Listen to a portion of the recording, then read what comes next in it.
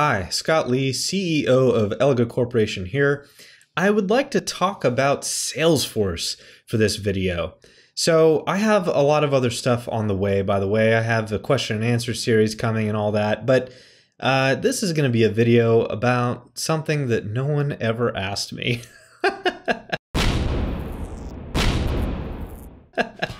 So Salesforce, let's talk about it, okay? What is Salesforce? Salesforce is a development platform. And don't let the name fool you. It's called Salesforce because it started as this thing that we know today as what's known as a CRM. CRM stands for Customer Relationship Management. Calling Salesforce a CRM as it exists today is really not doing it justice at all, because Salesforce is ultimately now a development platform for any CRUD applications, CRUD being C-R-U-D, which stands for Create, Read, Update, Delete.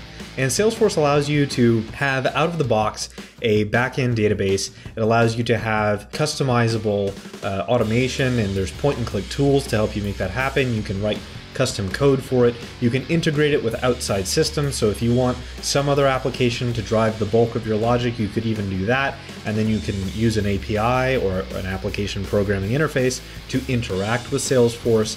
And so Salesforce is really not just a customer relationship management solution. I think they even continue to kind of market it that way. But so why is this important? What is the big deal about Salesforce? And the big deal is that it has applications everywhere. If you wanted to, you could write an astronomy application that tracks the movement of stars. You could write an application for tracking medical instrument measurements, where maybe you want to have a health application that records people's blood pressure, or you could write an application that would be perhaps a leaderboard for a multiplayer video game service. These really are all things that you can do in Salesforce. You can do just about whatever you can imagine. So about one of the only things you can't do is anything that requires like massive data volumes, where you're talking about like billions and billions and billions of records, or trillions of records, or, you know, huge giant distributed computing systems, graphically intensive applications like, you know, fill in the blank AAA video game on the Salesforce platform. Or can you? Perhaps you could do something like WebGL or something of this nature. Now, granted, yeah, I guess what I'm saying though is that you can't use the computing resources of Salesforce for that purpose. But I mean, outside of that, guys, like, there really are so many possibilities. I don't talk about it a lot. I don't talk about it in articles or tweets or my old show Gamefinity, or on my Discord server, which you can find in the description below, by the way, for the Elega Corp Discord server. It's a great community. But plug out of the way, I don't talk about Salesforce being the thing that launched my career. I don't talk about how without Salesforce, I really wouldn't be where I am today. I wouldn't be able to go off on the side and do all the things that I do.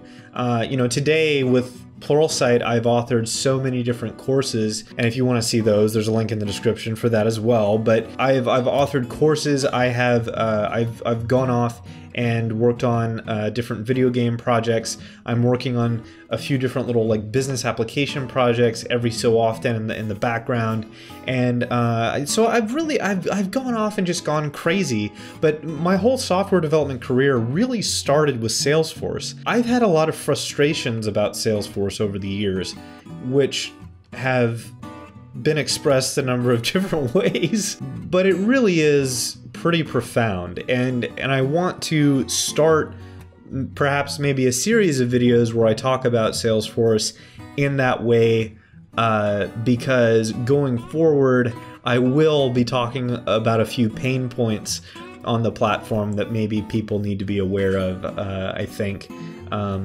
or perhaps different criticisms. But it really is interesting the way that you can do so much right there out of the box without having to be an expert. That is how I made my transition ultimately. And then from Salesforce, I went on to write C# and Python and work with different kinds of databases and tinker around with data science here and there and build user interfaces. I built UIs inside and outside of Salesforce. I went on to do all kinds of different things in my career, right? But Salesforce was how it all began. So why talk about Salesforce in this video? Why talk about it here on the Elega Corp channel? With my own company, with Elega Corporation, what does Salesforce have to do with Elega besides the fact that, okay, I'm producing Pluralsight courses that teach Salesforce? How would it be useful to me? Well, the number one thing that holds people back from Salesforce, I think, in a very real world sense as far as businesses, is the price. Salesforce is expensive. The user licenses are quite high.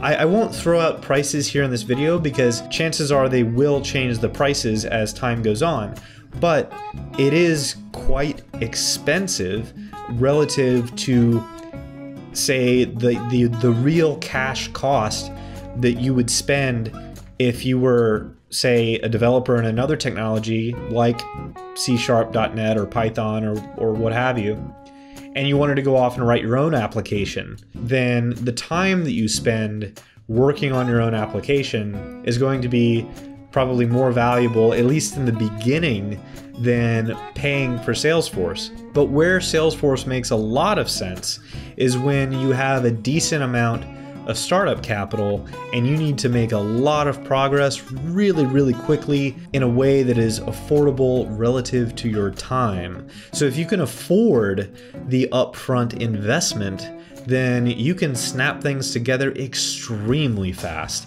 And so let me give you an example. Let's say that you want to have an application that is kind of like a copy of what we today know as IMDb.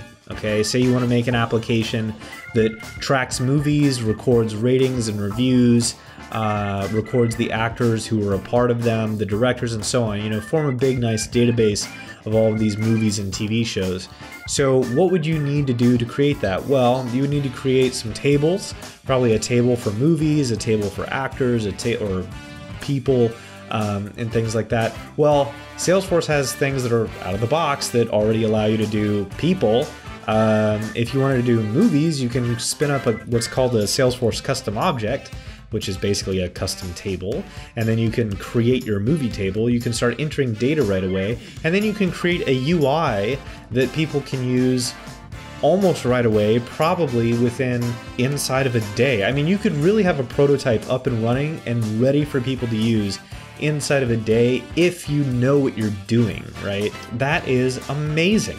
Because what you would need to do without Salesforce in that case, or without some similar solution to Salesforce, is you would need to write your own code, and that code, so let's say you're writing Python code on the server side using a front-end framework like Django. You would have to write your code that works with Django. You'd have to spin up the Django project. You'd have to configure Django to work with a back-end database. You'd have to write the SQL to create your tables, or you'd have to use some kind of a tool to create tables. You'd have to configure all those fields.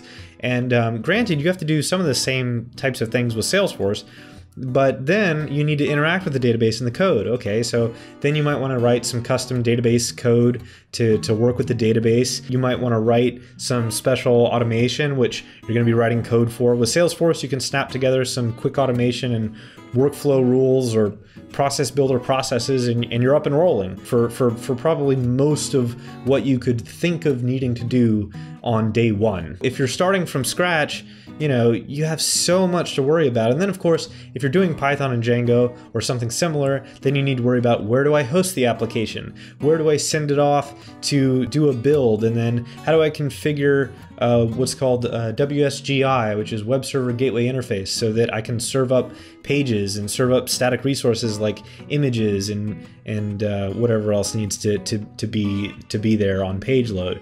That is so much to worry about when you're talking about everything from scratch.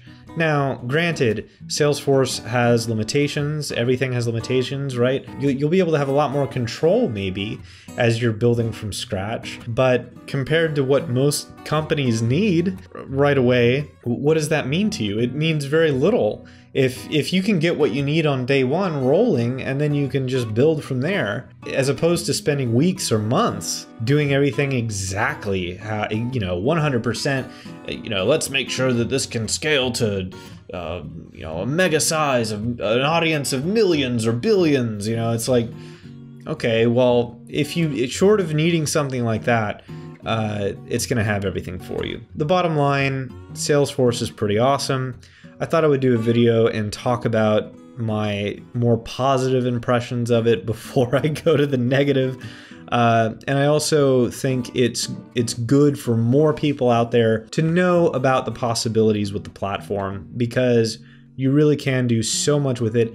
It's not just for sales. It's not just for XYZ. It's for whatever you need it to be for. It's for anything involving a database and a UI, and that is probably more than 80% of the applications that we can think of off the top of our heads. That's all I have for you today, guys. Thank you so much for watching. I will talk to you soon.